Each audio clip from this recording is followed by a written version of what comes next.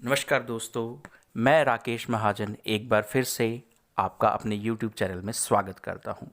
दोस्तों, पिछली वीडियो में हमने आपको बताया था कि जन्म कुंडली में कौन सा भाव कहां पर स्थित होता है। और दोस्तों, आज हम आपको बताएंगे कि जन्म कुंडली का कौन सा भाव हमारे जीवन के कौन से पहलू से संबंध रखता है। तो चलिए दोस्तों, बात करते हैं पहले भाव की। पहला भाव, जिसे हम लगन भाव कहते हैं, ये हमारे शरीर, रंग रूप और कदकाठी से जुड़ा हुआ होता है। ये हमारे मस्तिष्क यानी विवेक से भी जुड़ा हुआ होता है। अगर यह भाव शुभ होगा तो हमारी कदकाठी अच्छी होगी, रंग रूप अच्छा होगा, शारीरिक रूप से हम बलवान होंगे, हमारा मस्तिष्क भी अच्छे से काम करता है।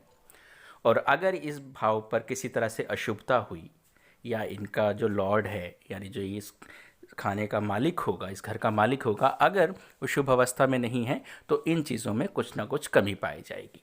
तो दोस्तों, इसी तरह से अब बात करते हैं हम दूसरे भाव की। दूसरा भाव, जिसे हम धन भाव भी कहते हैं, ये हमारी धन संपत्ति, वाणी, कुटुंब और पड़ोसियों से जुड़ा हुआ होता है। ये उनके संबंध में हमें बताता है। दोस्तों, धन संपत्ति तो आप समझ ही सकते हैं कि धन संपत्ति हमारे लिए कितनी ज़रूरी होती है इस भाव का, इसलिए शुभ होना बहुत ही ज़रूरी है।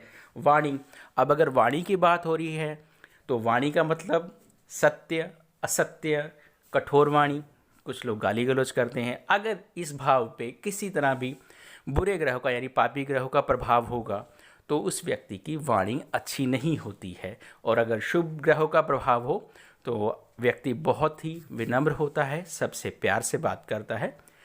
इस प्रकार से दूसरे भाव का फल देखा जाता है। दोस्तों, अब बात करते हैं तीसरे भाव की। तीसरा भाव, जिसे हम पराक्रम भाव कहते हैं, जैसे कि नाम से ही जाहिर है, पराक्रम। पराक्रम यानी हमारी कुछ करने की क्षमता, हमारे में कितना पराक्रम है। और साथ ही ये जुड़ा हुआ होता है हमारे छोटे भाई बहन से। छोटे भाई बहन जो होते हैं वो इसी भाव से देखे जाते हैं, उनका विचार इसी भाव से किया जाता है। और हमारे अंदर कितना धैर्य है वो भी इसी भाव से देखे जाता है।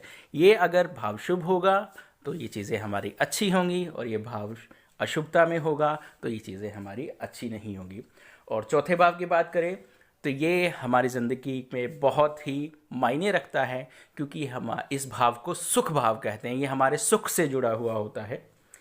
सुख, हमारी माता, हमारा घर यानी कि भवन और हमारा वाहन, इन सभी चीज़ों से जुड़ा हुआ होता है। फिर वही कि अगर ये घर शुभता में होगा तो इन चीज़ों का सुख हमें ज़रूर मिलेगा, और अशुभता में होगा तो इन चीज़ों के सुखों में कमी रहेगी।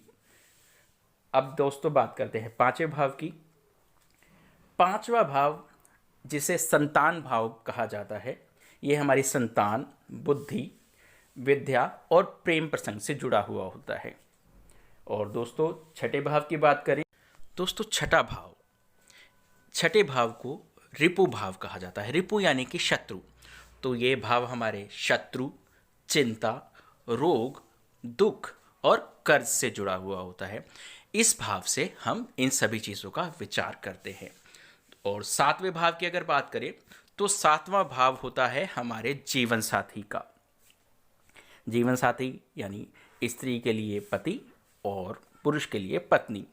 साथ ही ये भाव होता है रोज़ की कमाई का यानी डेली सोर्स ऑफ इनकम का, साझेदार का, कोई हमारे व्यापार में साझेदार है उसका विचार भी इसी से करते हैं, और हमारी काम वासना का भी यही भाव होता है, इसी से इसका विचार किया जाता है।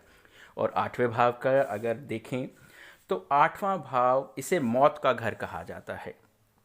तो ये हमारी मृत्यु, आकस्मिक धन लाभ जो हमें होता है वो, दुर्घटना और असाध्य रोग। असाध्य रोग यानी कि जिनका इलाज जल्दी से नहीं हो पाता है या संभव नहीं होता है, उनका विचार आठवें भाव से किया जाता है।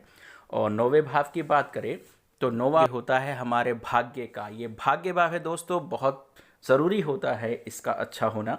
ये हमारा भाग्य हमारी उच्च शिक्षा से संबंधित होता है। पांचवा भाव भी हमारी, जैसे मैंने बताया था, पांचवा भाव हमारी शिक्षा से जुड़ा हुआ होता है, लेकिन वो हमारी शुरुआती यानी है 10वीं 12वीं तक की, वहाँ तक का होता है। और जो हायर एजुकेशन होती है उसके लिए इसी भाग्य भाव को देखा जाता है। हमारे गुरु जो होते हैं उनका विचार भी इसी से होता है। हमारे अंदर धर्म की भावना कैसी है, हम धर्म को कहाँ तक अपने अंदर समाते हैं, कहाँ तक धार्मिक रहते हैं, ये भाव हमें उस बारे में भी ज्ञान देता है। और संन्यास को भी यही भाव दिखाता है दोस्तों।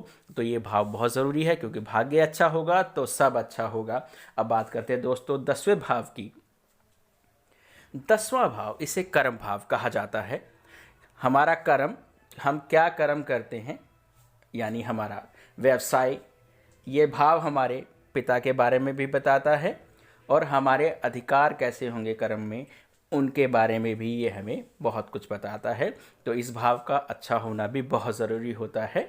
अब बात करते हैं दोस्तों 11वें भाव की। 11वां भाव ये हमारा आय भाव होता है दोस्तों। ये हमारे आय, लाभ, इनसे जुड़ा हुआ होता है। आय होगी तो लाभ होगा, उसके बाद इच्छा पूर्ति है, लाभ होगा तो हम अपनी इच्छाओं की पूर्ति कर पाएंगे।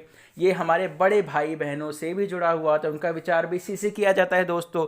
और हमारी पुत्र वधू, यानी हमारे पुत्र की वधू, उसका विचार भी इसी से किया जाता है दोस्तों।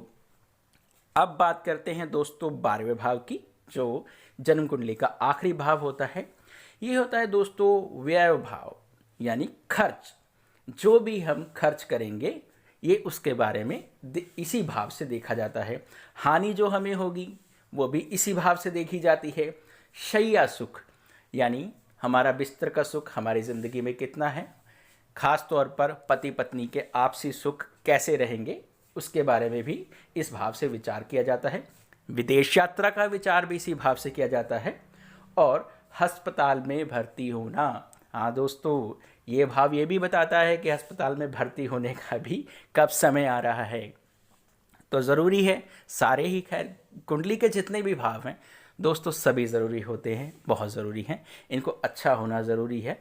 कोई हमारे सुख का है, कोई हमारे कर्म का है, कोई भाग्य का है, कोई हमारी आय का है। तो दोस्तों हमारे कुंडली में जो 12 भाव होते हैं, इन सब का शुभता में होना ज़रूरी होता है। तभी हमें जीवन में सुख, तरक्की, मान सम्मान, प्रतिष्ठा प्राप्त होती है।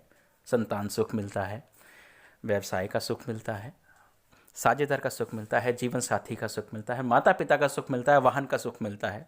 सभी तरह के सुख पाने ज़रूरी होते हैं। और हर किसी की कुंडली में दोस्तों किसी ना किसी प्रकार का दोष ज़रूर होता है। तो आने वाली वीडियोज़ में हम आपको बताएंगे कि अगर किसी व्यक्ति का कोई भाव खराब है, उस भाव का लॉर्ड जो है अच्छा फल नहीं दे रहा है, या उस भाव में पापी ग्रह बैठ गए हैं, तो उनका क्या उपाय किया जा सकता है। तो आज के लिए दोस्तों इतना ही।